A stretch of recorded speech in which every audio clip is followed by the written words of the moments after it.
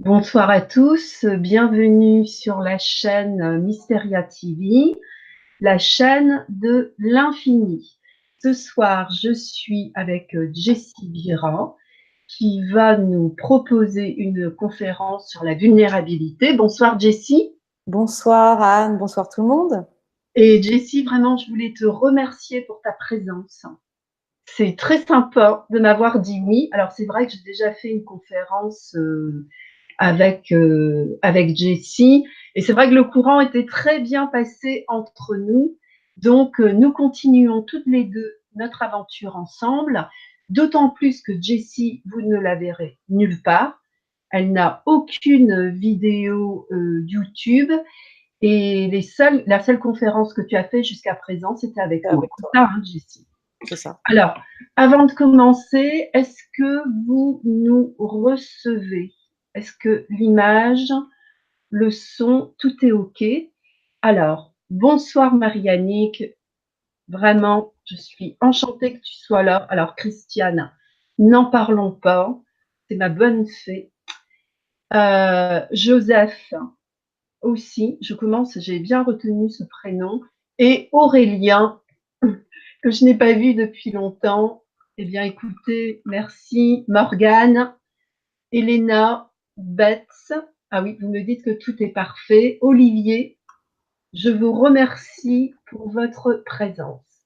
Alors, je vais vous faire ma petite présentation. Alors, donc comme je vous ai dit, vous ne trouverez pas de vidéo de Jessie. Comment l'ai-je découvert? Je l'ai découvert au détour d'un article sur Facebook que j'ai trouvé très clair et profond. Et j'ai ainsi pris connaissance d'un livre qu'elle venait tout juste de publier en auto-édition, un livre intitulé Mon dialogue avec la source, avec pour sous-titre Découvrez une conversation extraordinaire entre une femme et la face féminine de Dieu. Livre par ailleurs immédiatement repéré par les éditions Ariane. Et donc ce livre vient tout juste d'être publié, tu m'as dit Jessie, le 8 octobre. C'est ça, en France le 8 octobre. Mm. Voilà. Donc voilà, c'est tout nouveau, mais quand donc je t'avais contacté, il existait qu'en auto-édition. C'est ça, voilà. Alors pour tout vous dire, le titre m'a laissé songeuse, m'a même mis un petit peu mal à l'aise. Conversation avec la source. Je me suis dit rien que ça. Donc, comment peut-on savoir? Il n'y a pas vraiment, il n'y a pas de moyen de vérifier. Suis-je tombée sur une autre Neil Donald Walsh et son fameux livre Conversation avec Dieu? Mais en général, je ne m'arrête pas à mes préjugés de départ. Et je l'ai lu. C'est alors effacer mes a priori qui en fait ne sont pas très importants dans le sens où la question n'est pas de savoir avec qui dialogue-t-elle, mais que nous apporte ce dialogue. Et là, je n'étais plus dans les suppositions, mais dans la réalité de mon expérience. Des ouvertures de conscience indéniablement, grâce à une clarté vibratoire, agissante. Ce n'est pas rien, et en disant cela, j'ai tout dit. Jessie, c'est vous et moi, à une période noire de votre vie, qui a duré, euh, donc selon Jessie, et qu'elle appelle d'ailleurs la nuit noire de l'âme. Elle se pose dans ce livre les questions que nous nous sommes tous posées et que nous nous posons parfois toujours. C'est concret et libérateur. C'est un livre qui monte très haut, mais qui part de la base. Et ça me plaît énormément. Voyez-vous, qui nous rejoint dans notre humanité, dans notre souffrance, mais qui démontre sans concession les illusions dans lesquelles nous nous enfermons. Un livre qui deviendra, je pense, pour beaucoup, un livre de chevet. Les thématiques de ce livre recouvrent un large spectre, mais bon, ce n'est pas le but on peut pas tous, on va pas passer ces thèmes en revue un par un ce soir. Hein. On va juste explorer donc la vulnérabilité. Donc, Jessie est canal, médium, thérapeute. Elle canalise des messages, des enseignements. Elle voyage également en projection de conscience. et elle accompagne les personnes à se libérer des blocages conscients et inconscients qu'elles traversent. Donc, ce soir, elle nous propose une conférence ayant pour thématique la vulnérabilité. Cela me plaît énormément car ce n'est pas en force que nous passerons, mais par nos failles, par notre fragilité révélée et acceptée. Cette conférence va donner lieu à des ateliers qui se tiendront les jeudis 14 et 21 novembre. Donc 2 ateliers au prix de 66 €, payables en 2 fois par carte bancaire ou PayPal. Alors, pour introduire cette conférence, je vous citerai un extrait du livre sur le sujet qui nous préoccupe ce soir. La vulnérabilité est une voix de l'âme. C'est sa présence nue. Lorsque tu es vulnérable, tu te places dans ce qu'il y a de plus beau en toi, dans ton authenticité, dans ta propre lumière. Pourquoi avez-vous interprété cette vulnérabilité comme une faiblesse? Ça va être donc tout le thème de la conférence. On y reviendra, Jessie, sur cette question. Mais peut-être avant toute chose, peux-tu un petit peu nous parler de ton parcours, bien entendu, spirituel? Comment est né cet appel en toi? Est-ce que tu l'as toujours eu ou est-ce qu'il y a eu des éléments déclencheurs? Je pense que oui, je l'ai toujours eu.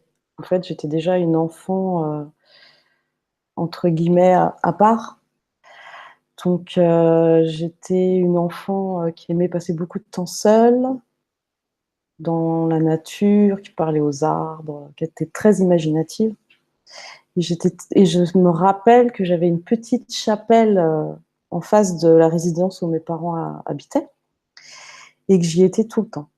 J'étais tout le temps dans cette petite chapelle. Pourtant, j'étais pas croyante, mes parents n'étaient pas des catholiques pratiquants, j'ai pas eu de communion, etc.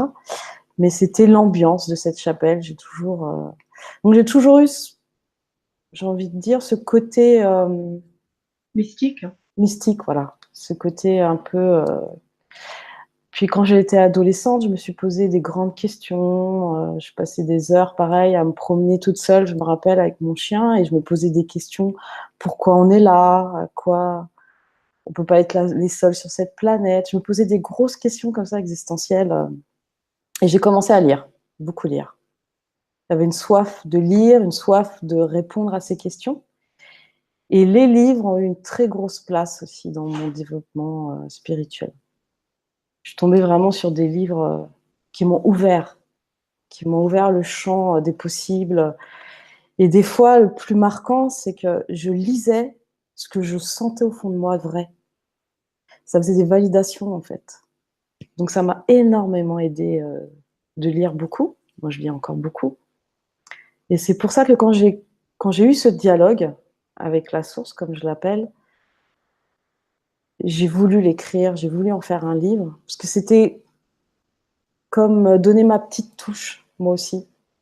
Comme les livres ont eu une telle place dans ma vie, ça m'a tellement aidée, j'avais envie aussi à mon tour de faire le partager sous forme de livre, et de me dire, bah, ça peut aider aussi même une personne, 2 personnes, 10 personnes. Mais voilà, ça aura fait une différence peut-être. Mais Jessie, entre donc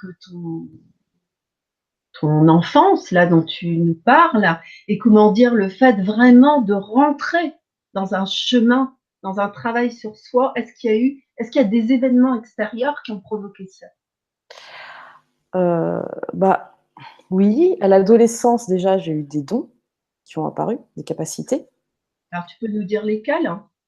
Heu, oui, je pouvais avoir des flashs de personnes à distance, où elles étaient. Je pouvais décrire où elles étaient.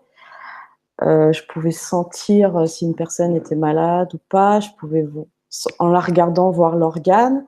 Enfin voilà, je commençais à avoir des capacités comme ça qui apparaissaient, et une très, très grosse empathie. Ça a été vraiment le plus dur à vivre.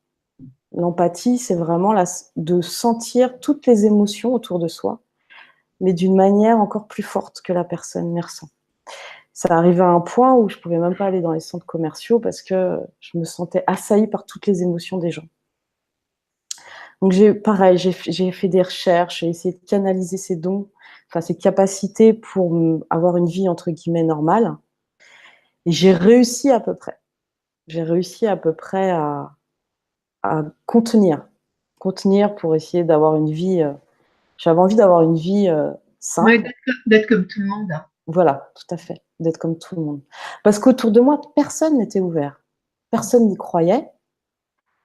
Mes parents, pareil, ne comprenaient pas ce qui m'arrivait.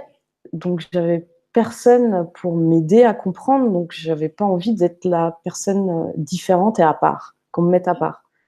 Donc, tu as vécu quand même comme un sentiment de solitude. Oui, de repli sur soi. Alors, heureusement, j'ai quand même été aidée parce que ma maman s'en est rendue compte. Elle a vu que c'était pas du cinéma, que c'était pas de l'imagination, parce que on voyait que c'était vrai ce que je disais. Donc, elle a quand même essayé de m'aider à son niveau. Mais moi, j'arrivais à un niveau où même moi, je comprenais pas ce qui m'arrivait.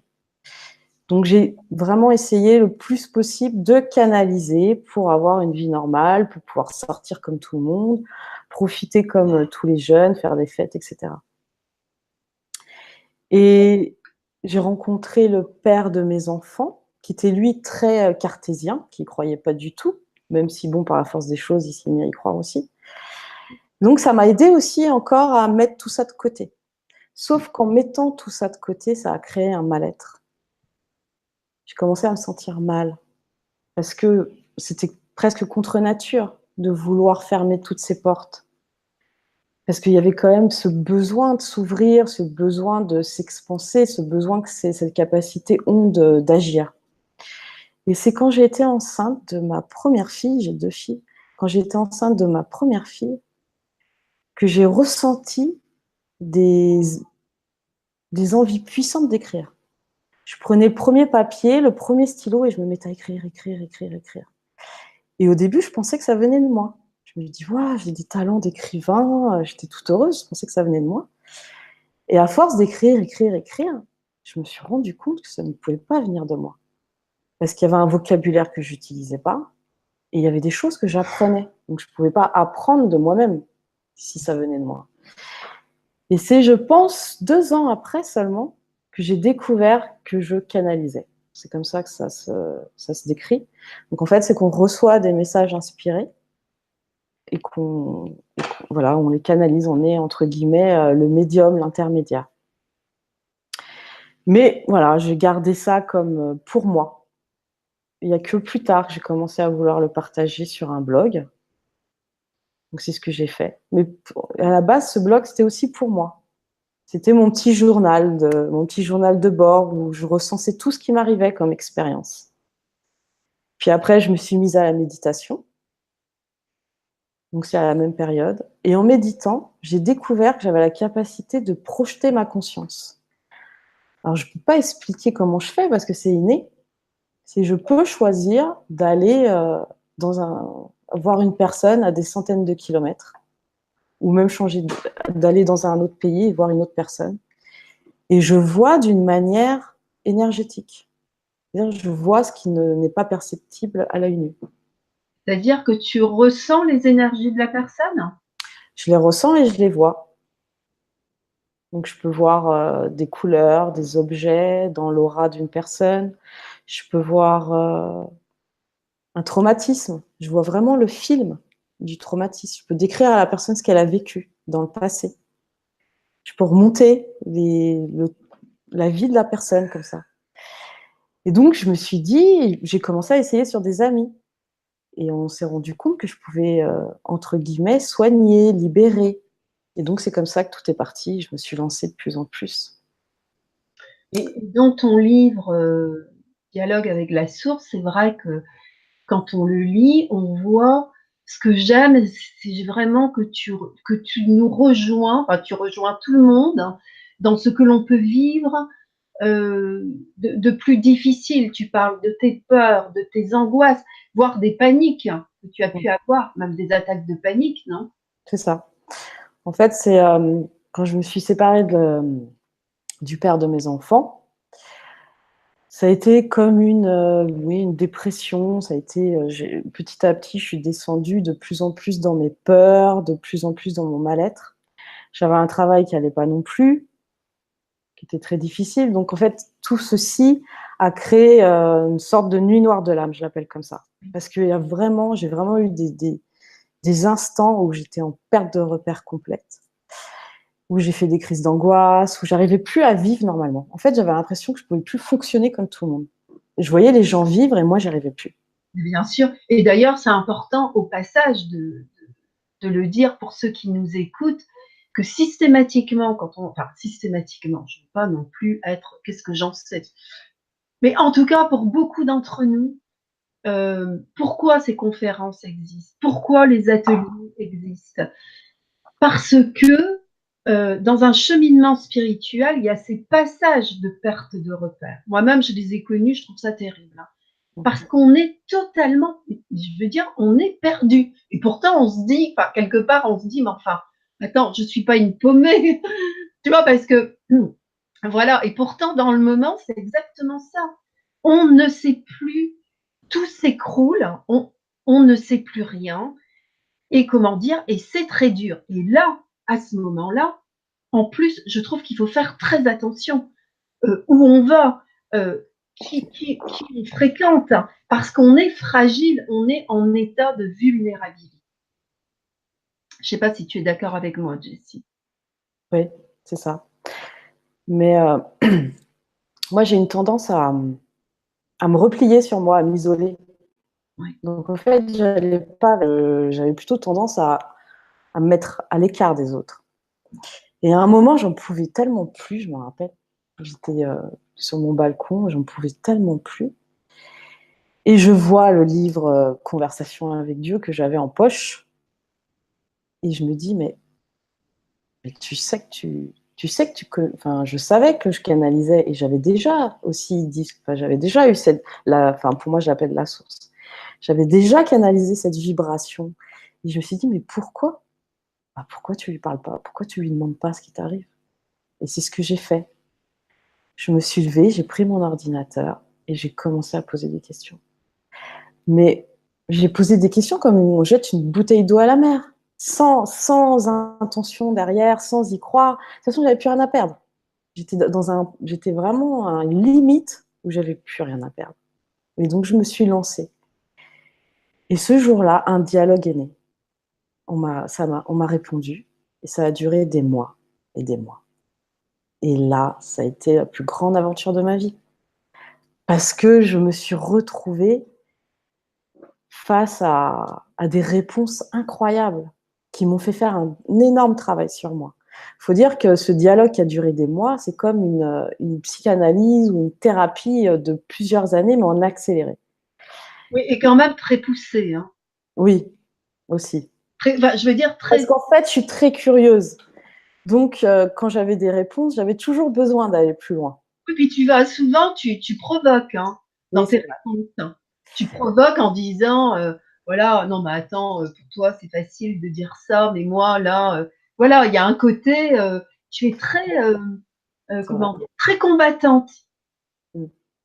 Parce que j'avais besoin que ça fasse une différence. Je voulais pas que ça reste mental ou je voulais vraiment que ça fasse une différence. Et donc quand j'avais des réponses qui me convenaient pas, eh ben clairement je le disais. Et il y a des moments où j'étais dans le déni. J'ai vécu beaucoup d'émotions. J'ai vécu le déni, j'ai vécu la colère. Il y a des fois j'ai laissé de côté le dialogue parce que j'y arrivais pas. Je suis passée par toutes les palettes d'émotions, mais je l'ai vraiment vécu en fait. Et c'est ça qui a fait toute la différence et qui a donné cette richesse à ce dialogue. C'est que c'était pas quelque chose de théorique ou de mental. C'est que je voulais vraiment que ça s'ancre dans la réalité. Ça s'ancre dans la vie. Que quand j'ouvre ma porte et que je sors dans la rue, que je puisse l'appliquer. Mmh.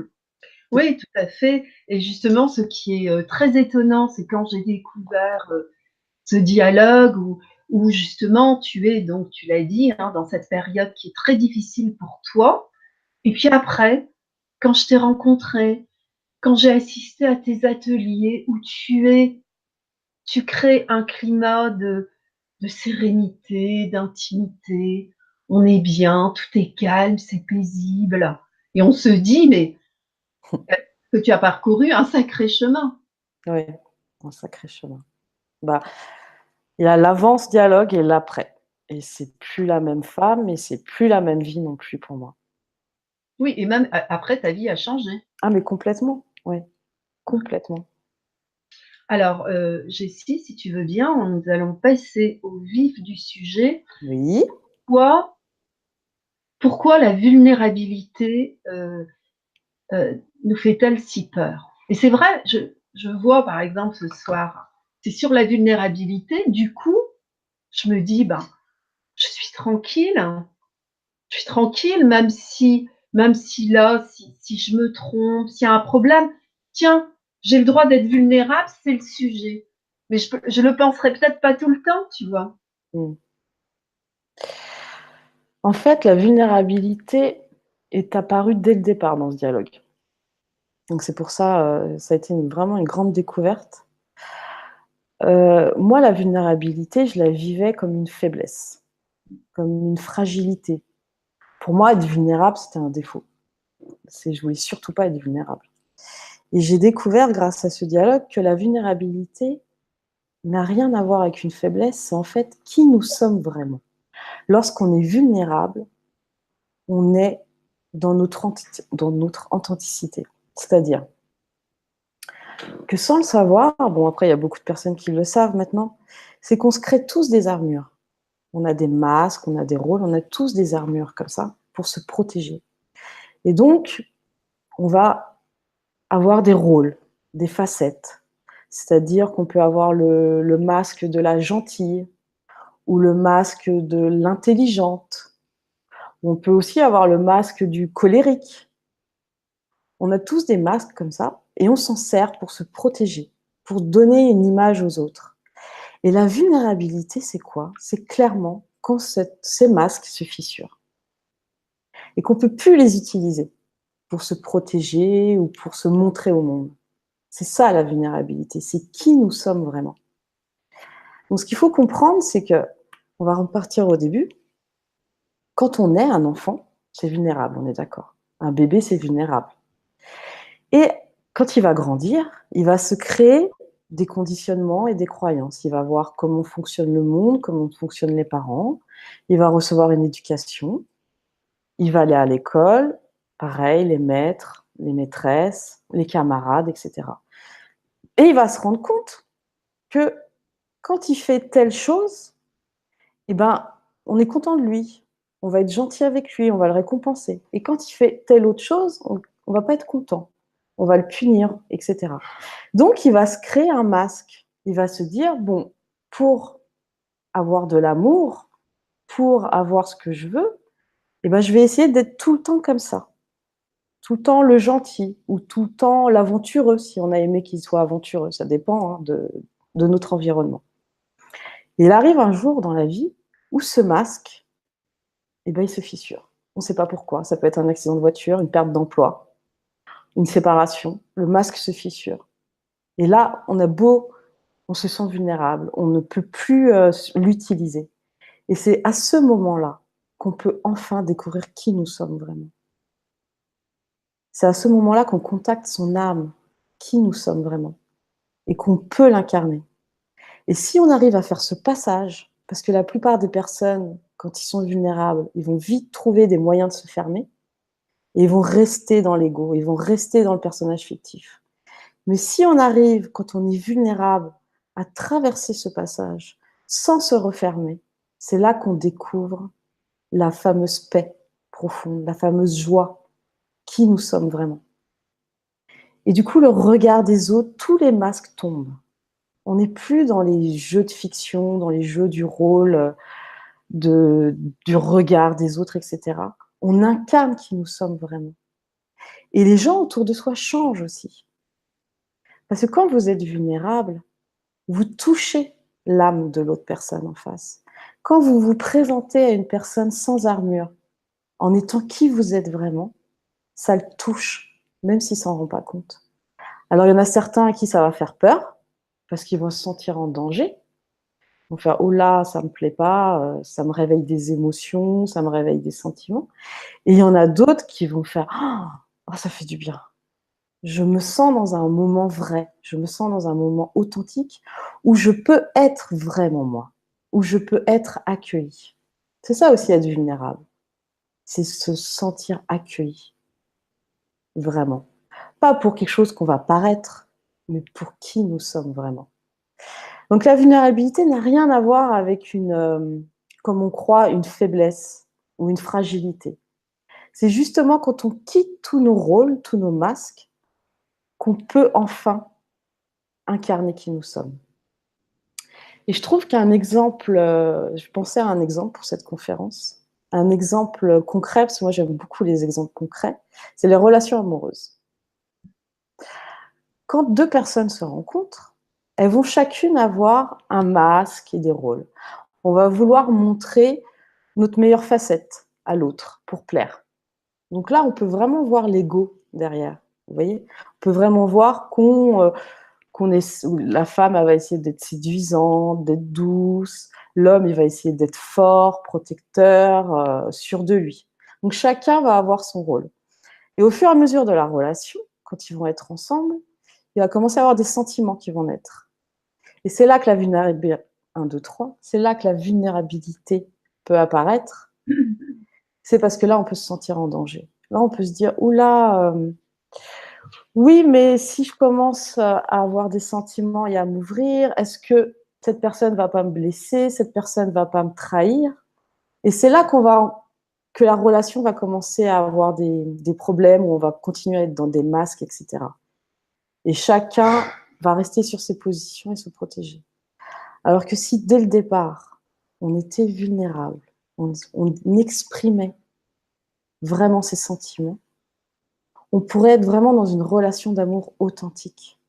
Ça transformerait tout. Il n'y aurait plus de « j'ai peur d'être blessé, pas blessé », parce que quand on est vulnérable, on ne peut pas être blessé. On émane qui on est. On n'attend rien en retour.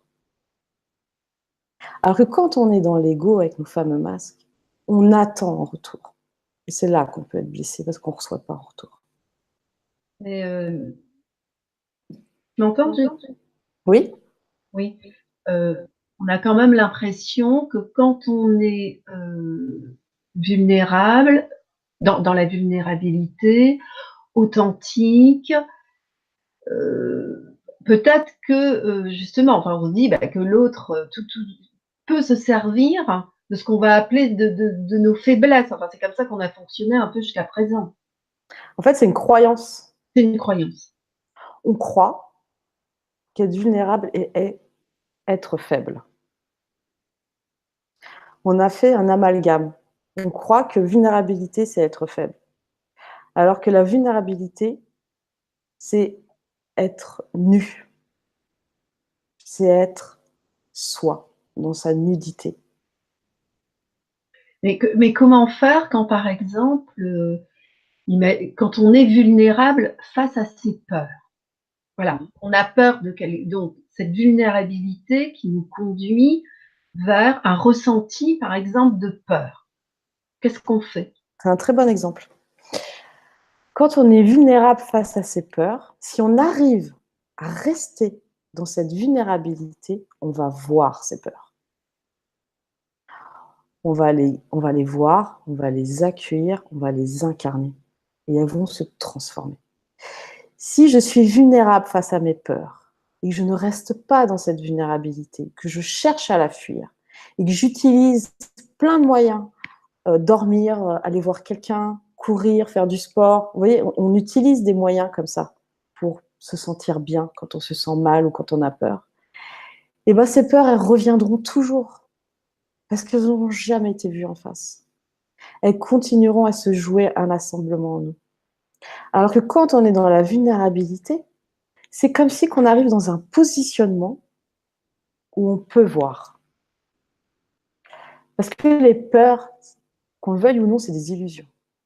C'est des illusions de notre mental. On voit bien que quand on sort de sa zone de confort, on voit bien que nos peurs, en fin de compte, c'était beaucoup d'idées, beaucoup de pensées, beaucoup de films qu'on se fait en soi. Et que quand on ose, on sent un espace s'ouvrir. On se sent plus sûr de soi, on se sent revivre. Et bien la vulnérabilité sert à voir justement ces peurs. Elle sert à pas se refermer et remettre une armure supplémentaire. Et donc, en fait, il ne s'agit pas de guérir, parce qu'en fait, il n'y a rien à guérir, on n'est pas des malades. Non, mais c'est vrai, parce que souvent, on parle de, voilà, guérison, etc. On n'est pas, voilà, il n'y a rien à guérir, mais peut-être accueillir, accueillir, et comme on entend aussi beaucoup parler d'accepter, hein, en spiritualité, qu'est-ce qu'il y a vraiment comme différence entre accepter et accueillir? Je vais te poser exactement la même question. Accepter, c'est entre guillemets un peu mental. C'est j'accepte parce qu'en échange, j'attends un résultat. C'est souvent, voilà, c'est ça, accepter.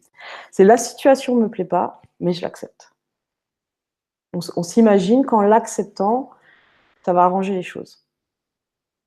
Accueillir, c'est pas du tout la même chose. Accueillir, c'est l'éprouver, c'est l'expérimenter, c'est le ressentir, c'est le vivre. Et quand j'accueille, je transmute. Quand j'accueille, je libère. Ou quand j'accueille, je m'enrichis. C'est pas du tout la même chose. Je sais pas si c'est clair la différence, mais par exemple, j'ai peur. C'est un bon exemple que j'ai beaucoup expérimenté. Moi et la peur. Quand j'avais peur, je me disais, je vais accepter ma peur. Parce que je pensais qu'en acceptant ma peur, eh ben, j'allais m'en libérer. Enfin, j'allais pouvoir la mettre de côté. Mais en fait, non, elle revenait toujours, cette peur. Le jour où j'ai accueilli cette peur, ça veut dire que je l'ai sentie dans mon corps, que j'ai eu mon cœur qui s'est mis à battre la chamade, que j'ai commencé à avoir des sueurs, que j'arrivais pas à respirer. Là, je l'ai accueillie. Là, je lui ai dit, vas-y, viens la peur, viens, je t'accueille. Et là, elle m'a traversée. Et lorsqu'elle m'a traversée, elle a pu enfin se transmuter. Elle a pu enfin donner son message et disparaître. Donc, c'est pas du tout la même chose. Ouais, accueillir, c'est ne plus être en lutte Aussi. avec ce qui est. Voilà. Parce que accepter, On a l'impression qu'accepter, c'est bon, bah, puisqu'il faut accepter, on a voilà. compris qu'il faut accepter, donc, bon, bah voilà, j'accepte, mais voilà, ça reste de la connaissance. Voilà, on me dit Ça reste un concept mental. concept mental. Et là, aujourd'hui, je pense qu'on est vraiment appelé à quitter le mental. Surtout en ce moment, avec tout ce virtuel, toute la technologie, etc. Les gens sont de plus en plus isolés, de plus en plus coupés les uns des autres. Et on est de plus en plus dans notre tête. Et je pense qu'on est tous appelés de plus en plus à incarner cette spiritualité, à incarner qui on est. Et la vulnérabilité, c'est vraiment un chemin, c'est vraiment une voie de réalisation. Parce qu'on n'est plus dans le paraître, dans qu'est-ce que j'ai envie de montrer au monde, qu'est-ce que j'ai envie que telle personne pense de moi. Bon, bah là, j'ai bégayé, donc il va se dire, elle est trop timide. Non. Ou là, j'ai trébuché, oh, ça y est, il va se dire, elle est maladroite, etc. La vulnérabilité, c'est au contraire quitter tout ça, quitter ces masques, ces films, ces rôles qu'on se donne et accueillir qui nous sommes vraiment. J'ai peur, j'accueille cette peur. J'accueille d'être vulnérable. Je ne peux pas être parfaite, je ne suis pas un robot, je suis humaine. Il faut qu'on retrouve cette humanité aussi. Je suis humaine, je suis là pour vivre des expériences, des émotions, des sentiments. Je ne suis pas là pour m'imaginer ma vie, je suis là pour l'incarner. Et la vulnérabilité incarne nos émotions, nos sentiments. Quand je suis vulnérable face à un enfant, c'est que je suis touchée face à cet enfant. Quand je suis vulnérable face à l'atrocité, c'est que je suis touchée par cette atrocité. Je ne vais pas conceptualiser, je vais le vivre. Et je vais m'enrichir de vivre ça. Ça va me permettre d'exploiter des ressources, des talents. Je vais peut-être vouloir mettre en place des actions. Et je ne vais pas que en parler, je vais agir. parce que je l'aurais éprouvé en moi. Il y a vraiment une différence. Et je veux dire, c'est une voie, Jessie, que tu suis toujours, hein, d'être traversée par ta vulnérabilité. Oui, le plus possible. Quand j'ai peur, j'y vais. Comme notre première vidéo ensemble en direct, c'était ma toute première vidéo. Mais écoute, ça, c'est pas du tout. Alors, ça aussi, c'est vrai il y a parfois un décalage entre ce qu'on vit à l'intérieur et ce que les autres perçoivent. C'est ça. C'est vrai que ça, c'est pas du tout. Tu es très à l'aise comme tu es, et puis tu sais créer ce climat. Enfin, je pense que vous êtes d'accord avec moi. Un climat, on est bien, de paix, c'est serein. Euh, J'adore. Alors, Merci. il y a Joseph qui nous dit cela fait peur de voir qui on est parfois. Alors, ça ne fait pas peur. En fait, cette peur, c'est nos croyances, justement. Parce qu'on nous a dit ça c'est bien, ça c'est mal, donc on se juge. Et pour découvrir qui nous sommes vraiment et enfin être profondément heureux et en paix, il faut quitter le jugement. Parce que tant qu'on juge ça c'est beau, ça c'est laid en soi, on fait que se séparer, on fait que se juger et se faire du tort. Et quand on accepte que tout en soi est à accueillir, ce qui devient laid peut se transformer en beau. Ça n'a pas à rester figé en laid en plus. Ça reste figé parce qu'on le juge. Imaginez quelqu'un, moi c'est un bel exemple encore, la colère. Il y a des personnes qui ont énormément de colère en elles, mais qui ne l'expriment jamais. Souvent les femmes, parce que c'est mal vu qu'une femme se mette en colère. Il y a des éducations. Moi, dans mon éducation, Tout à une fait, femme, même, comment te dire, je parle de mon cas personnel, moi, je me percevais comme quelqu'un, euh, je n'ai aucune colère en moi. Enfin, je me percevais comme ça, jusqu'à ce qu'on me dise, non mais toi, tu as peut-être une colère rentrée. Tu vois, parce que pour moi, c'était impensable. De toute façon, dans mon éducation, être en colère, pas autorisé. c'est ça, pareil. Et c'est ce qu'il y a de pire. Ouais, exactement. Donc moi, c'est pareil. Dans mon éducation, les femmes, elles se mettent pas en colère. C'est les hommes. Voilà. Les hommes, ça se met en colère, c'est normal. Mais une femme, non. Et donc, toutes les femmes dans ma famille, elles se mettent pas en colère. Et donc, moi, je me mettais pas en colère. Sauf que cette colère, elle était là. Elle était en moi, elle me rongeait. Mais comme je l'exprimais pas, je tombais sur des personnes colériques. Je Mmh, suis eh ben, tout à fait. souvent tombée sur des hommes colériques. Et je me suis dit, mais c'est pas possible. Je comprenais pas. Et quand j'ai senti cette colère en moi, que j'ai commencé à la contacter, tout de suite, je l'ai jugée. Ah non, c'est moche, c'est laid, je veux surtout pas être ça, je veux pas me transformer en ce genre de femme. Dès que je me suis dit ça, eh ben, je me suis fait du tort, je me suis fait du mal, j'ai encore plus bloqué. Et ça a commencé à me ronger de plus en plus. Et un jour, j'ai dit non, je vais arrêter de juger et je vais laisser cette colère s'exprimer. Je vais l'accueillir et c'est ce que j'ai fait. Sur plusieurs mois, j'ai accueilli de plus en plus cette colère. Et au lieu que je devienne une femme abominable, qui crie sur tout le monde, la femme que je voulais pas être, ben, je suis pas devenue cette femme. Mais j'exprime ma colère quand elle est juste, quand elle est saine. Et ça n'a plus rien à voir avec avant. En fait, je me suis affirmée. J'ai pris Oui, place, j'ai pris position. c'est ça. C'est habiter aussi sa puissance. Exactement. Et ce que je jugeais si laid en moi est devenu une qualité, est devenu une ressource pour moi. Tu vois, sur la colère, il y a Christiane qui nous met la colère non exprimée rend malade. Enfant, j'ai été encouragée à exprimer ma colère, pas à m'y complaire cependant. Ah bah ça, c'est une super éducation. Très bien dit, ouais. C'est très bien. Tout à fait. Pas à s'y complaire. Parce qu'après, on peut l'utiliser sans cesse pour s'alimenter et tomber dans un cercle vicieux. Mm.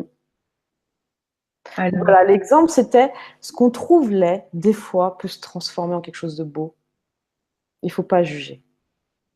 C'est le jugement, en fait, qui sépare. oui, mais alors, Jessie, comment ne pas être dans dans ce jugement par rapport à ces parts de nous? Parce que tu sais, quand on dit il faut pas être dans le jugement, alors, je veux dire, on est tous d'accord, mais comment? Alors, le jugement, c'est quoi? C'est bien, mal. C'est ça. Le jugement, c'est deux étiquettes, bien, mal. Un exemple, je me lève un matin et je me sens pas bien. Voilà, émotionnellement, je suis pas bien. Bon, ça arrive de plus en plus, hein, à plus en plus de personnes. Hein. On se lève un matin, on se sent pas bien. Eh ben, je vais condamner ça. Je vais dire, oh, mais j'en ai marre, je me sens pas bien, je voulais faire plein de choses, etc. Et on va alimenter ça. Je suis pas bien, je suis pas bien, je suis pas bien. Et en fait, on donne du feu comme ça, on alimente. Si je me dis stop, j'ai pas besoin de poser une étiquette, pas besoin de dire que c'est mal. Stop, je suis pas bien. Et ben, rien que de dire stop, je suis pas bien, sans poser d'étiquette bien mal, et ben ça va disparaître. Ça va reprendre une neutralité. C'est comme une douleur physique. J'ai fait l'expérience avec une douleur physique. J'avais très mal au cervical et j'arrêtais pas de me plaindre que j'avais mal au cervical. Un jour, je me suis dit, mais cesse de te dire que c'est mal, que c'est négatif. Et ben, ma douleur au cervical a disparu. C'est l'étiquette qu'on pose qui polarise, qui donne une polarité bien mal. C'est nous qui posons cette étiquette. Ce que j'ai envie de dire, c'est que tout est neutre et que nous, en posant l'étiquette bien mal, on le crée. Voilà. Oui, c'est très bien expliqué. Alors, Christiane nous dit la vulnérabilité fait quand même partie de l'humanité. Je n'ai jamais connu personne d'invulnérable, mais beaucoup de personnes qui refusent leur vulnérabilité. Tout à fait. La vulnérabilité, c'est tout le monde. On est tous vulnérables. On veut tous s'en protéger. On veut tous garder des armures alors qu'on est tous serrés dedans, mal, étriqués. Et que la vulnérabilité, c'est enlever cette armure et enfin Ouais, rayonner, être, vivre. Vivre. et en plus, la vulnérabilité est le point où nous nous rejoignons tous. Aussi. Et c'est vrai que j'adore les témoignages de personnes qui livrent une vérité, une authenticité, et donc qui nous rejoignent là où on est, et qui nous donnent de se dire en plus justement, mais tiens, je suis pas seule à vivre ça. Voilà. Alors évidemment, c'est aussi important de. Comment tu situes justement la force alors? Si on parle de force par rapport à la vulnérabilité, est-ce que notre force naît de l'acceptation de notre vulnérabilité? Je pense qu'il y a plusieurs forces. Il y a la force mentale, il y a la force instinctive qui vient voilà, du ventre, le mode survie. Il y a la force de l'âme quand on est habité. C'est une vibration. Donc, je pense que la vulnérabilité, c'est au niveau de la force de l'âme. On émane qui on est. On n'a même pas besoin de le dire, c'est une présence. Complètement. On n'a même pas besoin de convaincre qui que ce soit. On rentre dans la pièce et, vous voyez, quand on est vulnérable, quand on se laisse toucher réellement. Ouais. Mais ce que tu dis, Il y a de la... C'est incroyable. excuse-moi de t'interrompre, Jessie, mais par rapport à ce que tu dis, c'est vrai que ça m'a toujours étonnée. Quand les gens, par exemple, vous avez quelqu'un en face de vous qui vient vous expliquer qui il est, voilà, tout ce qu'il a fait, etc. Et souvent, je me dis, mais la personne ne se rend pas compte que ce qu'elle est, mais on le ressent quand on est face à elle. C'est ça. On émane tous, hein, on est tous enfin, à la base, tout est énergie. La matière, c'est de l'énergie. Donc, sans le savoir, on émane tous des vibrations, une présence, une énergie. Une personne qui est pas bien dans sa peau, on va le sentir même inconsciemment, comme une personne qui est très bien dans sa peau. Donc, quand on est sûr de soi ou quand on ne l'est pas, ou même si on veut le cacher, on peut mettre un masque. L'énergie ne ment pas.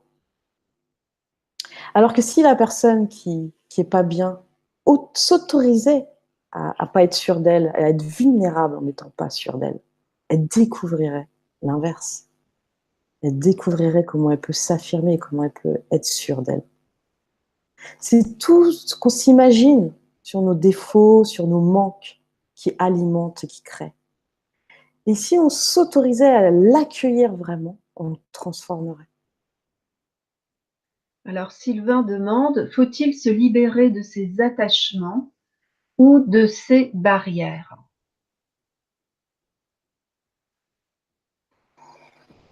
C'est deux choses différentes. Par rapport à la vulnérabilité? Non. Bah écoute, Sylvain, là, il suit la conférence et c'est sa question. Faut-il se libérer de ses attachements?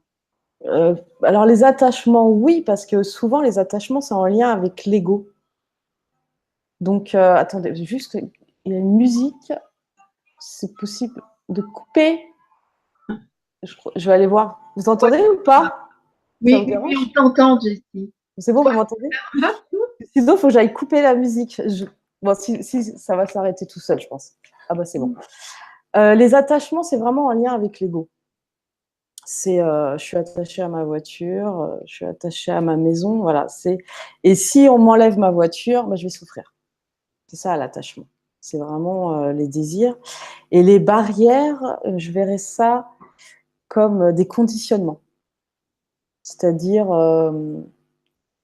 bah, je me sens pas méritant ou j'ose pas aller vers les autres. Pour moi, c'est ça les barrières. Donc l'idéal, c'est bien sûr de se libérer des deux, si j'ai bien compris. Hein. Alors Patricia demande, c'est vrai qu'on a déjà un peu parlé de ça, mais c'est vrai que c'est vraiment la grande question qu'on se pose. Comment ne pas souffrir quand on accueille notre vulnérabilité? Est-ce que, comment dire, on n'a pas parlé de ça, mais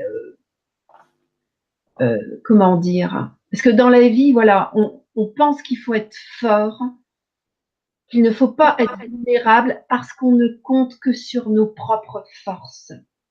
À partir du moment où on accepte la vulnérabilité et que l'on sait que l'on est relié, c'est ça qui est aussi peut-être important de dire, c'est que on croit qu'il faut être fort tant qu'on compte que sur nos propres forces.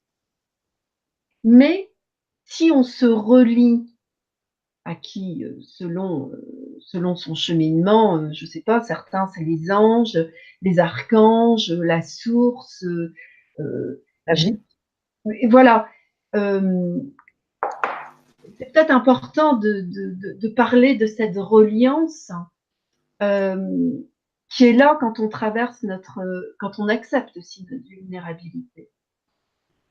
C'est très juste.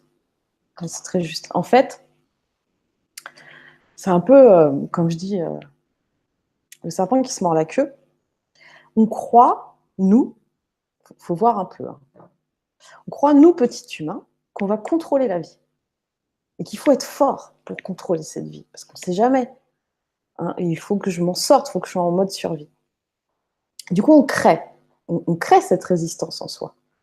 Et on se dit, si jamais je suis vulnérable, eh ben, c'est là que qu'il me risque de m'arriver plein de choses. Alors qu'en fait, la vie, c'est nous. C'est nous qui créons. On est des créateurs. Donc, si je crois en une vie bienveillante et que je m'autorise à être vulnérable, je vais pas souffrir, je vais pas me blesser. Au contraire, quand je vais être dans ma vulnérabilité, c'est là où je vais être dans ma pure intuition et dans le pur action et dans le pur agissement, où je vais pouvoir faire la chose qui fera toute sa différence. Je peux me barricader dans ma maison, me protéger, etc. Quoi qu'il arrive, s'il doit y avoir une tempête, un ouragan, etc., ça arrivera. C'est pas nos petites mains qui vont nous protéger.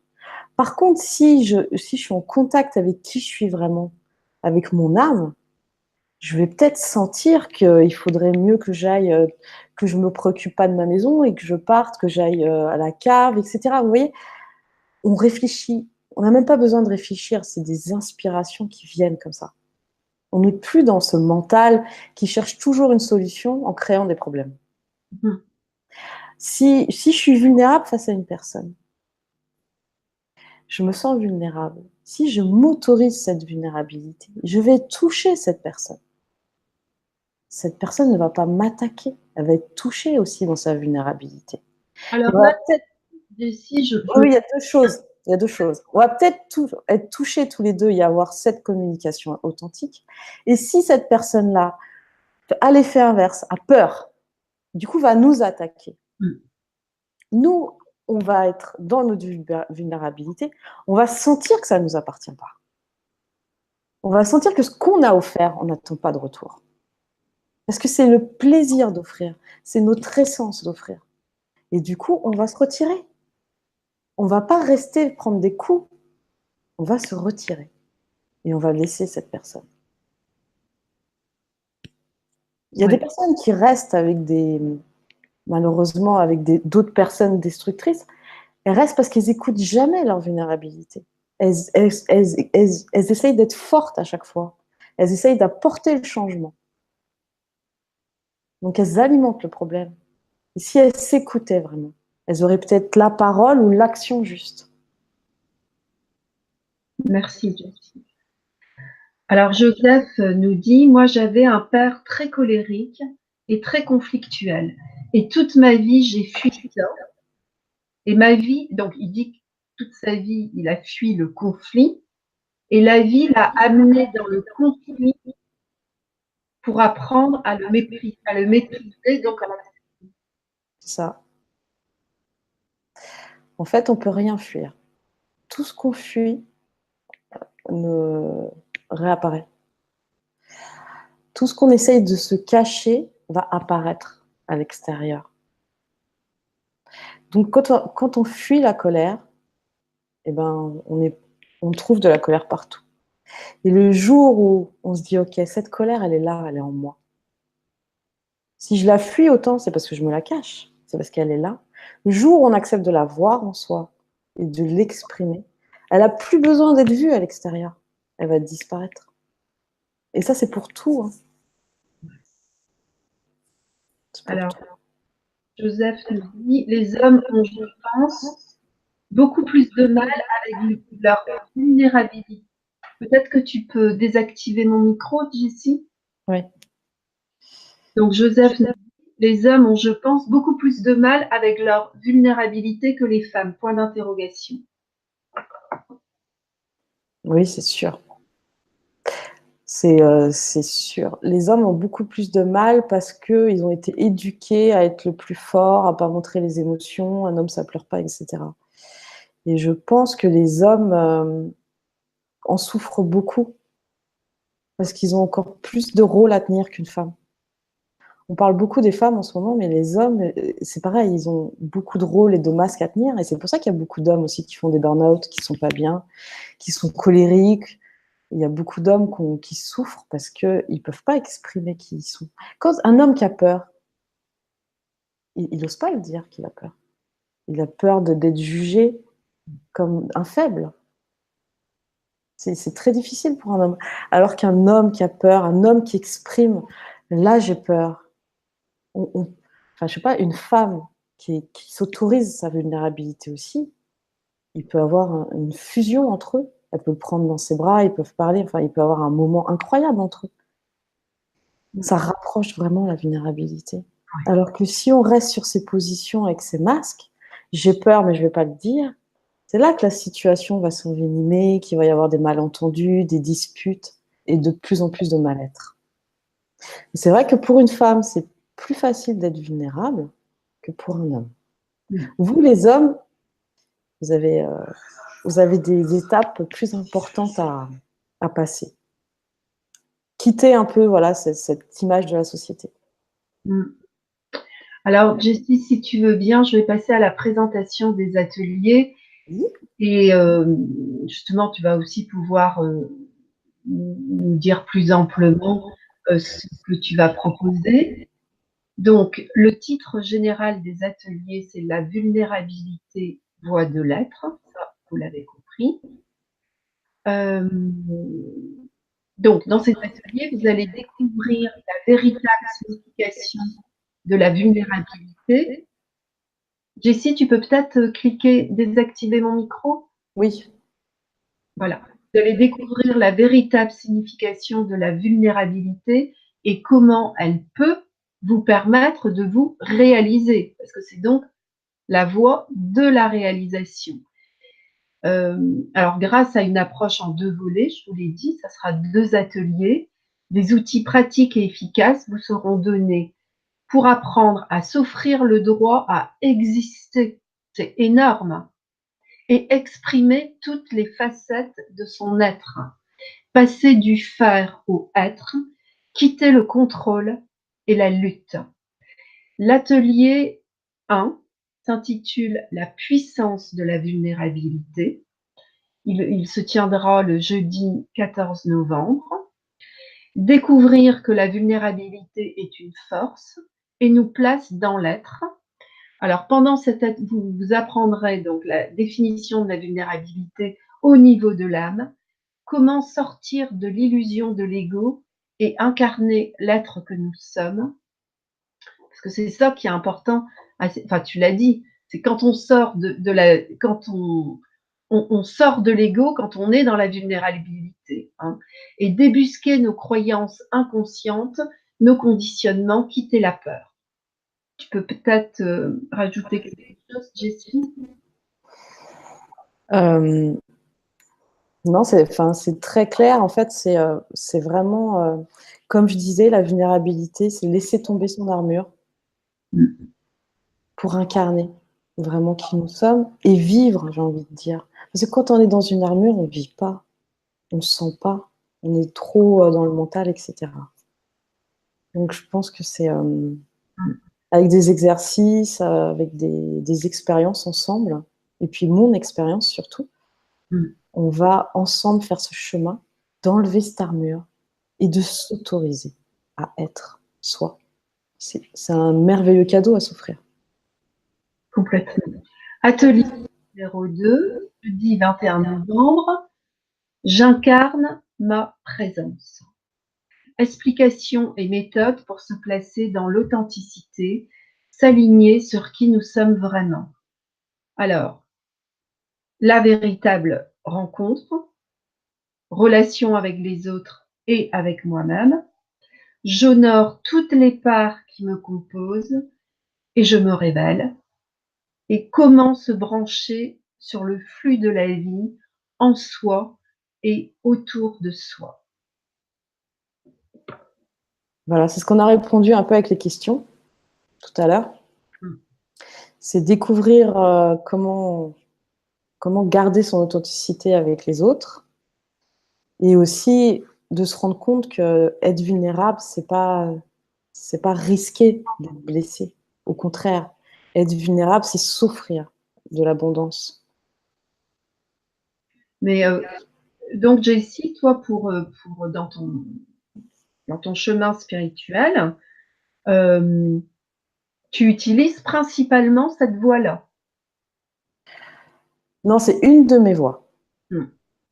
Voilà, c'est une de mes voies. La principale voie que j'utilise, c'est la présence. C'est d'être toujours présente, d'accueillir. Mais bien sûr, ça revient aussi à être vulnérable. D'ailleurs, ce que j'allais dire, c'est aussi ton deuxième atelier. J'incarne ma présence. C'est ça. Hein. Alors, je vois que Magali, merci, vous a mis le lien des ateliers dans le chat, comme ça vous pouvez regarder avec plus de détails ce que l'on vous propose. Donc, Jessie, ton livre, qu'est-ce que tu peux nous dire d'autre sur ton livre? Parce qu'on l'a un petit peu survolé succinctement. Mon livre, donc c'est un dialogue, comme j'expliquais, que j'ai vécu au jour le jour pendant plusieurs mois, où j'y ai mis mes peurs, où j'ai demandé de l'aide, des conseils, etc., qui, je pense, peut parler à tout le monde. Ce qu'il faut savoir, c'est que ce livre, il est particulier. En fait, à chaque fois qu'on le relit, on le lit différemment. C'est comme s'il y a des niveaux de lecture. Ah, complètement. C'est incroyable. Mais même moi, Oui. même moi, quand je le relis, je le lis différemment à chaque fois. On dirait qu'il suit notre évolution. Il y a une profondeur, voilà. Donc, c'est un livre qui agit sur soi. J'ai beaucoup de témoignages de personnes qui le lisent et qui me disent il y a une vibration, ça agit sur soi. Donc, il y a de belles prises de conscience. Moi, ce que j'ai à retenir de ce livre, ce qui m'a le plus frappé, c'est comment nous, les humains, on est nos propres bourreaux. Ah bon. Et comment nous, les humains, j'ai envie de dire les humains, ce soir, je ne sais pas pourquoi, ça vient tout seul, ça doit être important. Et comme nous, les humains, on crée nos propres malheurs, mais surtout qu'on fait mal les choses. C'est ça aussi. On nous a montré une manière de comment fonctionne la vie qui est fausse.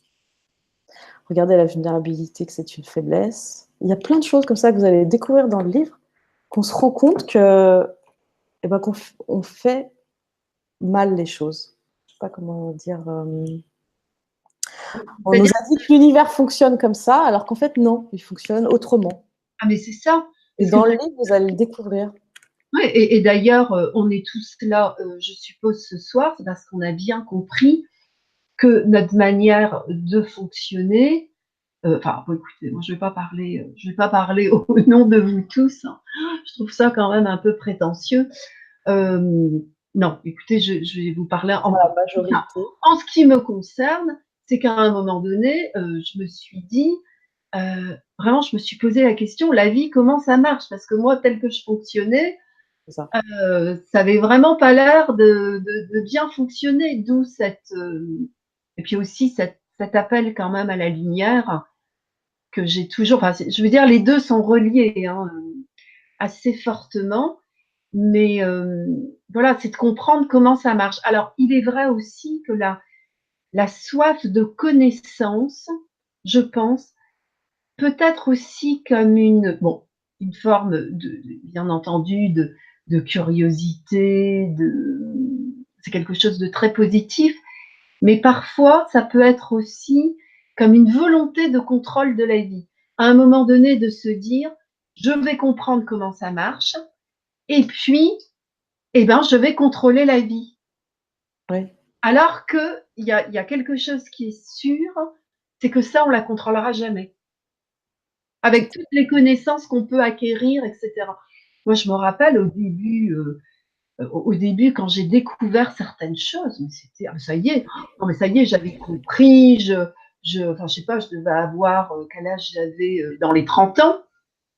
Ah non, ça y est, j'avais l'impression que j'avais les clés en main, etc. Et La pas du baguette magique. tout. Ouais, voilà, ça, c'est pas possible. De Non. toute façon, la seule voie, comme tu dis, c'est d'être vulnérable, de se laisser désarmer, non, de se laisser d'être désarmé. Ça me fait penser une phrase de Kafka que j'aime beaucoup, en parlant de littérature, qui disait la littérature, pour lui, c'était briser la mer gelée qui est en nous. Wow. Pour moi, la spiritualité, quelque part, c'est la même chose. C'est Et très là, beau. Très juste. C'est ça. voilà. Moi, j'ai l'image de tant qu'on est dans notre ego, dans le contrôle, dans le mental, on est en effet, on est rigide comme ça. On peut pas se laisser traverser par la vie. On n'est même pas vivant. On est à moitié vivant. Et la vulnérabilité, c'est lâcher toute cette rigidité et enfin vivre, sentir la vie nous traverser. Alors oui, ça fait peur, mais quand on traverse cette peur, c'est juste, euh, c'est juste beau et magnifique à vivre. Oui, alors, je regarde dans le chat. Alors, Christiane te dit, j'adore Jessie. Tu parles de ton livre comme si tu ne l'avais pas écrit. Ce sont toujours les plus intéressants. C'est vrai. Alors, Maria demande pourquoi j'ai toujours eu des problèmes avec l'autorité, mis à part avec mes parents. Alors, mis à part avec mes parents, des problèmes avec l'autorité. Moi, ce que je sens pour Maria, ce qui me vient d'un coup, je sais pas, ça fait flash, c'est une petite fille, la petite fille en toi qui a peur et qui cherche ses parents. Je pense que tes parents n'ont pas su, au contraire, t'as pas dû te sentir protégée par tes parents. Et du coup, tu cherches cette autorité que tu n'as pas pu avoir enfant. Donc, il faut que tu trouves ta propre autorité. Tu n'iras plus l'autorité à l'extérieur. C'est ça, c'est la petite fille en toi qui cherche l'autorité de ses parents. Comme si qu'autorité voulait dire sécurité. Pour toi. Tu nous diras, Maria, si ça te parle. Merci Jessie. Virginie demande où est le juste milieu entre avoir des pensées positives, donc contrôler nos pensées, et être dans notre vulnérabilité. Bah, quand on est dans notre vulnérabilité, on ne pense pas, justement. On est dans l'instant présent. On est dans l'expérience de l'instant présent. On se rendra compte qu'on ne pense pas. Et si on pense, si vraiment on a l'impression de penser, bah juste d'observer ses pensées. Voilà. Parce que Merci. la vulnérabilité, c'est un état d'être. Et la pensée, c'est pas un état d'être de penser. La pensée, c'est notre mental qui a appris à tout le temps penser, penser, penser. Mais c'est pas notre véritable état d'être de penser. D'ailleurs, la vulnérabilité, c'est un état d'ouverture. Exactement. D'espace, oui. Alors, Kat nous dit, j'avais déjà écouté Jessie avec Anne et je ne m'en lasse pas. Elle m'apaise. Merci, Mhm. ça fait plaisir. Mais c'est vrai. Alors, Sylvain nous dit, super Jessie, ce naturel pour communiquer et expliquer tes idées, mais frustrant de ne pas pouvoir débattre sur ce lâcher-prise. Tu es énergisante. Alors, Sylvain, qu'est-ce que tu entends par là? Frustrant de ne pas pouvoir débattre sur ce lâcher-prise. Sur ce lâcher-prise pour être dans la vulnérabilité? Oui, d'en parler plus. Mais on va en parler, bien sûr, plus en profondeur dans les ateliers. On va vraiment le vivre, l'expérimenter et en parler. Alors, Beth, C'est des ateliers vidéo aussi. C'est des ateliers directs comme là.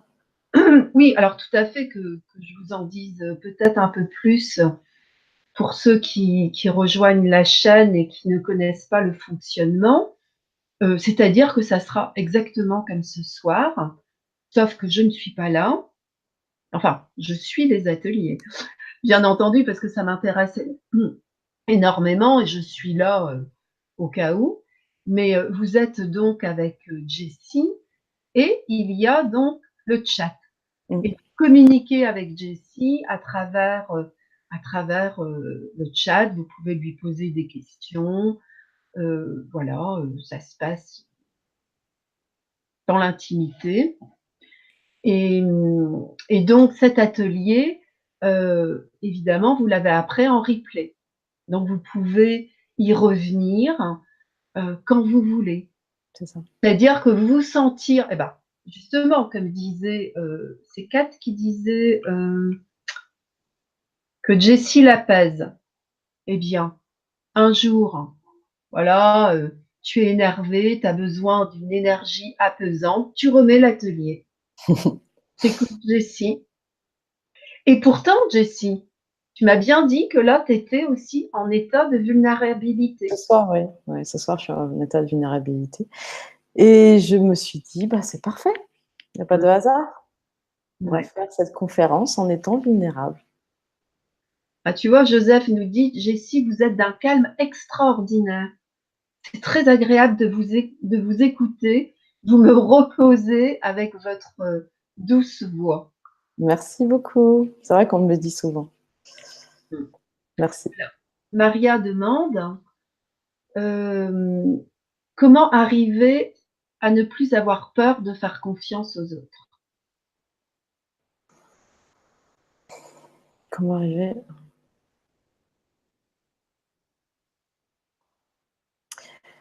pense que c'est encore un problème de positionnement.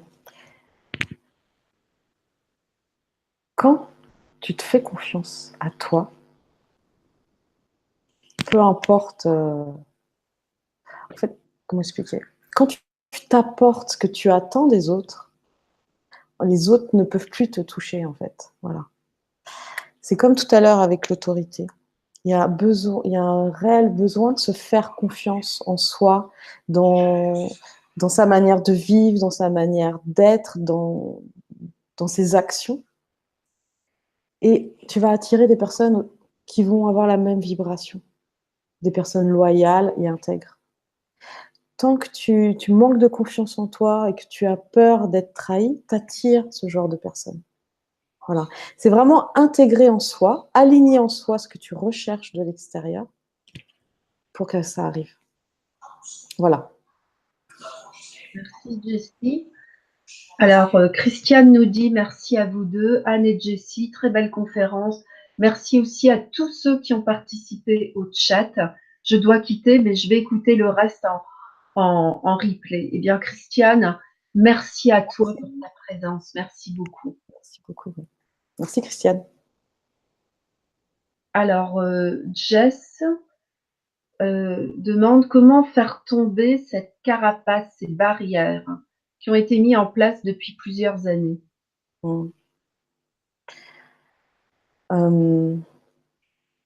Plusieurs années, voire plusieurs vies. Ouais. En fait, ça prend du temps. C'est un chemin. C'est un chemin. C'est un chemin. Il faut vraiment prendre son temps. C'est pas une compétition, un concours. C'est à chaque moment oser faire tomber la carapace, oser me montrer un peu plus, oser me laisser toucher dans mon sensible, dans ce qui est doux en moi. Parce que quand on se met une carapace, c'est souvent qu'il y a une grosse douceur derrière et qu'on a peur que cette douceur elle soit attaquée ou piquée ou enfin, meurtrie. Oui, c'est très important ce que tu dis. Là. Ouais. Et c'est chaque jour, s'autoriser à montrer cette douceur, à montrer cette vulnérabilité, qu'on n'est pas toujours sûr de soi, que nous aussi on peut douter ou que nous aussi on n'est pas toujours forte.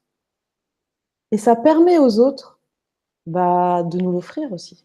Parce que si on fait toujours celle qui a une carapace, qui est forte, etc., les gens ils ont l'impression qu'on n'a pas besoin d'eux, qu'on n'a pas besoin de soutien, qu'on n'a pas besoin d'amour, de tendresse. C'est très vrai ce que tu dis. Donc, ils se préoccupent, entre guillemets, pas de nous. Et nous, on souffre derrière en se disant, moi, j'aimerais bien des bras, moi, j'aimerais bien des encouragements, moi, j'aimerais du soutien. Mais si on ne le montre pas, si on ne s'autorise pas à montrer cette part de nous fragile, les gens, ils ne la voient pas. Et ils ne peuvent pas nous offrir ce soutien ou cet amour. Donc, Oui. c'est chaque jour, petit à petit, s'autoriser à être fragile, à être faible, à être douce, à dire là j'ai besoin qu'on me prenne dans les bras là. Rien que ça. Là j'ai besoin qu'on me prenne dans les bras. Ça peut être très difficile à dire, mais c'est tellement puissant et tellement beau.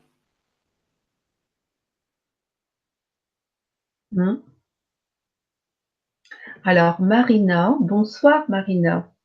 Enchantée que tu sois là. Alors Marina demande, bonsoir, pourriez-vous me donner un conseil? J'ai très peur de la mort. Donc là, elle est face à cette vulnérabilité qui est la peur de la mort.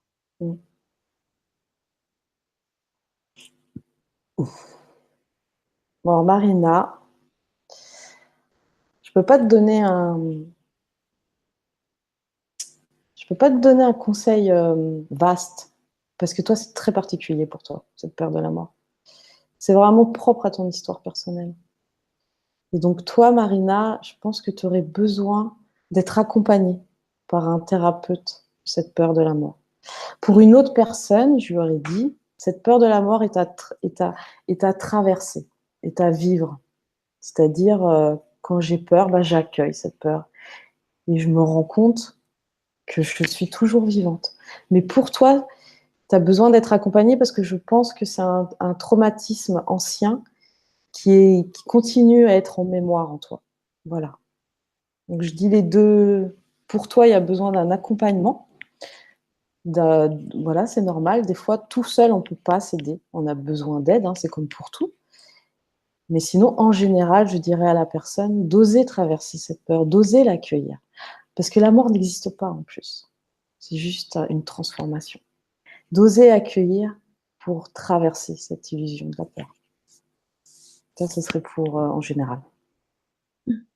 Donc, je me disais que vraiment ce soir, on parle de la vulnérabilité, donc qui concerne vraiment tout le monde. Ceux aussi, parce qu'il y a aussi des personnes qui sont très, très vulnérables, de, de nature très vulnérables. Par exemple, je prends le cas des borderline. Ce sont des gens qui sont constamment en contact avec leurs émotions, leur vulnérabilité, et qui n'arrivent pas du tout à les gérer. Donc, comment, pour ces gens, alors il y a ceux qui ne sont pas conscients de leur vulnérabilité ou surtout qui ne veulent pas en entendre parler. Donc, la vulnérabilité concerne beaucoup de cas de figure, en fait. Oui, oui, tout à fait. Mais justement, pour les Le gens. problème de ces gens qui sont borderline, c'est qu'ils refusent. En fait, ils vivent ça comme un fardeau. D'accord? Et les gens autour d'eux le vivent aussi comme un fardeau. Hein. Attention, parce qu'une personne borderline, c'est dans la vie de tous les jours, c'est quelque chose de compliqué. Et je pense que ces personnes ont besoin d'être accompagnées dans leur sensibilité. C'est des personnes hypersensibles. Et le problème, c'est qu'on ne fait pas de distinction dans notre société aujourd'hui. C'est des personnes hypersensibles qui ont besoin d'être accompagnées parce qu'elles ne peuvent pas vivre, j'ai envie de dire, dans le même environnement que tout le monde. On veut mettre tout le monde dans le même environnement. Mais on est tous différents et uniques. Il y a des personnes qui ont besoin de plus de paix avec des environnements très calmes et d'autres qui ont besoin d'environnements plus bruyants. Et on ne fait pas de distinction, on veut mettre tout le monde ensemble. Ça, c'est juste une image. Donc les personnes borderline, elles ont besoin d'être accompagnées dans leur hypersensibilité et d'être aussi compris et qu'elles se comprennent elles-mêmes. Quand elles feront ce chemin de comprendre qui elles sont, elles vont pouvoir enfin, j'ai envie de dire, atténuer ces gros écarts. Mais tant qu'on les, entre guillemets, j'ai envie de dire stigmatise, je suis désolée, mais tant qu'entre guillemets, on leur donne des étiquettes en disant oui, c'est pas normal, il faut prendre un traitement, il faut ceci, il faut cela, genre, ça engendre encore plus. Parce que la personne, elle se dit, bah, j'ai un problème, j'ai un défaut, et du coup, la vulnérabilité, elle n'a pas sa place. On est encore en jugement. On est encore en jugement. Et la vulnérabilité, c'est aussi très important, par exemple, si on est un artiste. Bien sûr, oui. Tout à fait. Quand même la voie de l'amour et de la beauté. Quelqu'un de Exactement. vulnérable et quelqu'un qui perçoit, les choses complètement différemment, par exemple, par rapport à quelqu'un qui est psychorigide. Exactement. C'est pour ça que tout à l'heure, j'ai parlé de relations amoureuses. Parce que j'avais bien l'image de la vulnérabilité comme étant authentique. Parce que le problème des relations amoureuses de nos jours, on est d'accord qu'il y a beaucoup de problèmes dans les relations amoureuses de nos jours. Ça devient rare un couple qui dure. Parce que chacun va rester sur ses positions. Chacun va vouloir montrer ce qu'il veut montrer à l'autre. Il va même être en demande de quelque chose chez l'autre. Et quand on est vulnérable, quand on dit non, moi je suis comme ça, quand on se met nu devant l'autre personne, là on peut être dans l'amour authentique. On n'est pas dans un amour illusoire où on s'imagine l'autre et que l'autre nous imagine.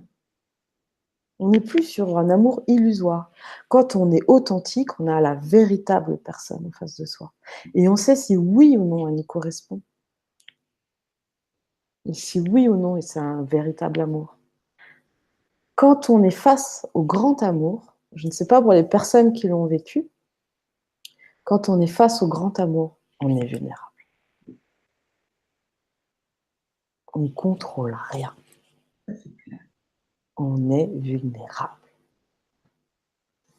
Et on a très peur.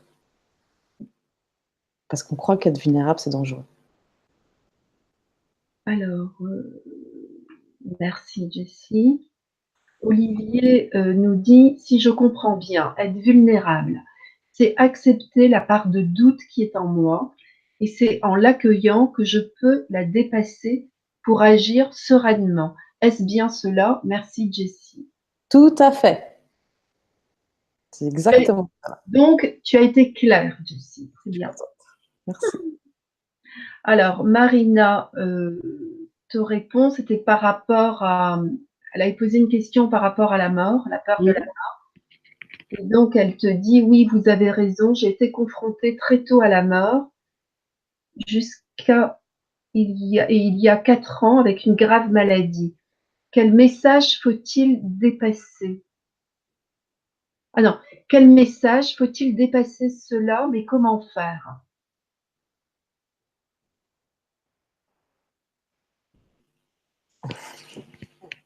Ça serait long, mais là, j'ai eu faudrait passer du temps ensemble parce qu'il y a beaucoup de choses à dire. Mais là, j'ai entendu, et si maintenant, tu te focalisais sur la vie? Et si maintenant, tu choisissais la vie?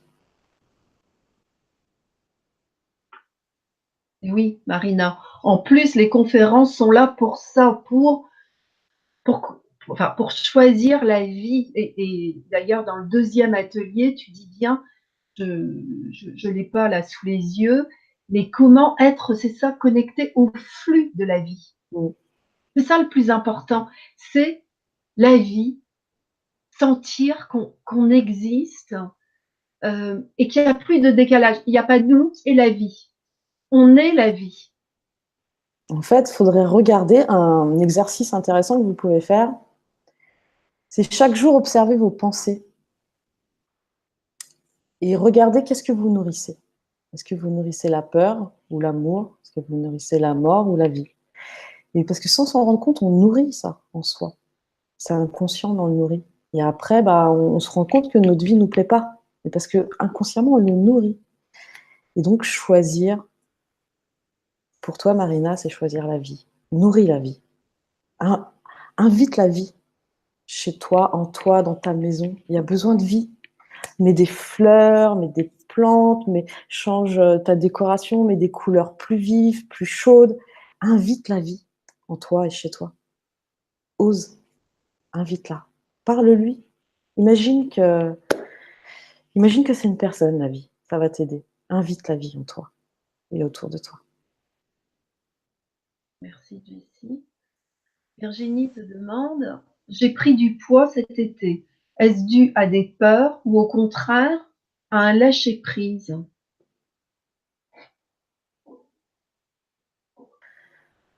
Oui, moi, ce que je sens, c'est plus une compensation. La prise de poids, c'est par rapport aux émotions. C'est ça que j'entends. Peut-être qu'il y a eu il y a de la contrariété cet été, contrariété pour ou l'été ou pour la rentrée, enfin, quelque chose de pas clair. Et du coup, la prise de poids, c'est pour contrebalancer la contrariété. Ce qui est marrant, c'est qu'on se rend pas compte, c'est que on dit bien, faut faire le poids face à une situation. C'est vrai. Et le corps, bah, il prend du poids. Hein, comme quoi, tout est dans le langage, dans les mots qu'on utilise comme ça, sans s'en rendre compte. Et justement, par rapport au poids, il y a au poids, ou c'est un peu, ça peut être lié aux addictions. Joseph demande, les addictions sont-ils un manque de confiance en soi? Non. Pour moi, les addictions, ce sont des manques ou des vides en soi qu'on veut remplir. Mais ça, c'est pas avec la confiance en soi. Alors, par rapport justement à Virginie qui parlait du poids, je vous proposerai une conférence sur un petit peu sur le sujet parce que moi-même j'expérimente un peu tout ça. J'avais commencé avec l'alimentation cétogène qui a été une très bonne étape et comment dire, et je suis passée à autre chose. Enfin, je trouve ça absolument passionnant parce que j'aime expérimenter, obtenir des résultats et après pouvoir en parler avec une complète authenticité. Je sais de quoi je parle et je sais ce que je vous propose. Et ça, pour moi, c'est très important. Et d'autant plus quand c'est vraiment concret. Alors, Elena demande quel rapport se trouve, en quel rapport se trouve la vulnérabilité face à la responsabilité dans la vie? Enfin, quel rapport entre, est-ce qu'il y a un rapport entre vulnérabilité et responsabilité dans la vie?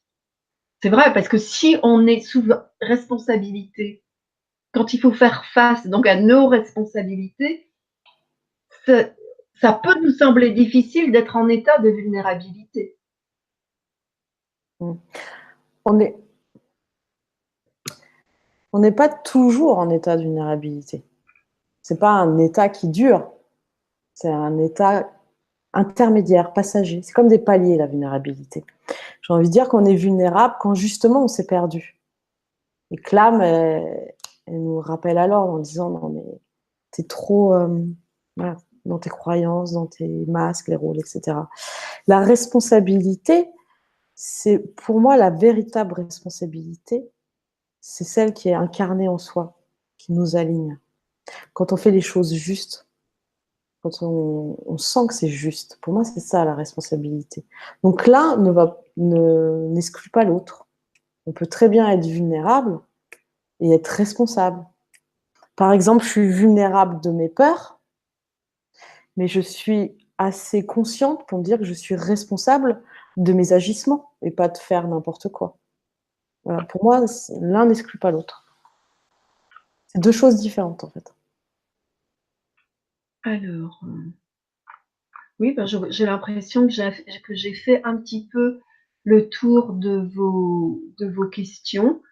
Si vous en avez une ou deux dernières, et bien évidemment, nous sommes OK pour les prendre.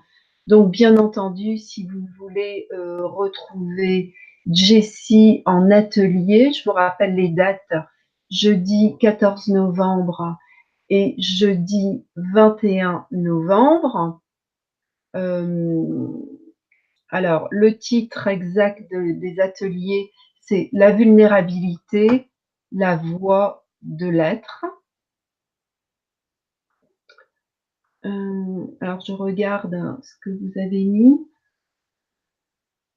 Ah oui, oui, ce que dit Marina, c'est très juste.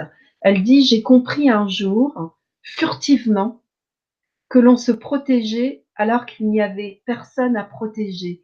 Difficile d'expliquer cela. Oui, et ça, c'est très profond ce que dit Marina. Est-ce que tu peux un peu l'expliquer? Bon.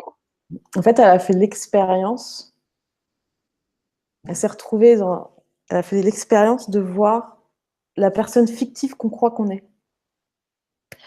Comment expliquer c'est pas simple à expliquer, mais imaginez que nous sommes un océan. Voilà. En fait, nous sommes un océan. On englobe tout. On est un immense océan. Et cet océan décide d'être une goutte. Hop, on est une goutte, on se met à part. Donc, on est à la fois la goutte et l'océan. Sauf que nous, on se croit cette goutte. On est le fameux personnage, le fameux être humain. Et Marina, à un moment, elle a découvert que cette goutte, c'est aussi l'océan. Ils ne sont pas séparés. Voilà, c'est ça qu'elle a découvert.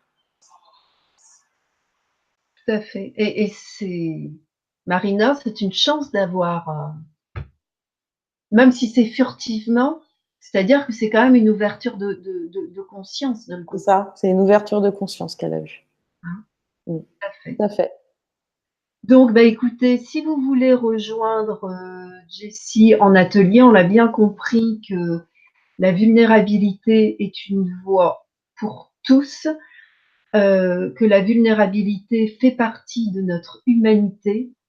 Et ça, pour moi, c'est très important parce que une spiritualité qui est beaucoup trop perchée parfois dans des concepts, qui restent dans des concepts, en fait, qu'on ne vit pas au quotidien. Moi, ce que je veux, c'est vraiment euh, vous proposer vraiment des choses qui, dans votre quotidien, comme tu disais, Jessie, ta spiritualité, c'est incarner ta présence. Je veux dire, c'est tout le temps, c'est pas, C'est ça. voilà. C'est comment incarner, réussir à incarner notre présence tout le temps. Exactement. Et ça, c'est la Nous voie. sommes d'accord. Mmh. Alors, il y a Marina qui nous dit: «Merci pour tout, j'ai osé ce soir». Alors Marina, c'est peut-être la première fois que tu parlais dans le chat, que tu discutais? Je pense que c'est ça. Bah, écoute, c'est avec grand plaisir, hein, qu'on est là. De toute façon, n'hésitez pas, posez vos questions. On est là, bah, justement, c'est quand même, génial d'avoir, quelqu'un comme Jessie et de pouvoir avoir des réponses. Voilà, donc Jessie, si je vais te laisser le mot de la fin. Bah, merci beaucoup. Merci Anne. Puis je suis heureuse aussi de participer au lancement de cette nouvelle chaîne. Ah merci. Merci à tous les participants, à vos questions, parce que moi j'adore échanger. J'aime beaucoup échanger et puis toujours parler de mon expérience. J'espère vous apportera beaucoup. La vulnérabilité, c'est vraiment un sujet qui me porte à cœur parce que ça a été tout le début du dialogue et c'est quelque chose que j'ai eu beaucoup de mal à expérimenter, à accepter et à vivre et qui pourtant m'a énormément transformée. Mais vraiment, c'est vraiment une belle transformation d'avoir osé être vulnérable. Il y a beaucoup de choses à dire encore. Et donc voilà, ça sera au plaisir de vous retrouver Oui, si vous vous sentez appelé, si vous sentez en vous aux ateliers. tout à fait. J'ai gardé un excellent souvenir des ateliers que tu avais proposés. Du climat aussi, tu vois, Oui, du climat que tu sais, l'ambiance. voilà, tu Mm. sais créer un climat qui t'est propre. Merci. Euh, et tu vois, j'ai vraiment ce souvenir-là. Eh ben, écoute, Rappel, on en avait parlé. Mm. ouais, ouais. Alors, vous retrouverez jeudi soir Kevin, avec Anatole, Kevin Meunier, pour une conférence sur le langage des couleurs. Je vous souhaite à tous une très bonne soirée. Merci. Vraiment, merci pour votre présence qui me fait chaud au cœur. Voilà. Et merci beaucoup, Jessie, pour Merci. l'atelier. Bonne soirée. Et Merci. à mardi prochain.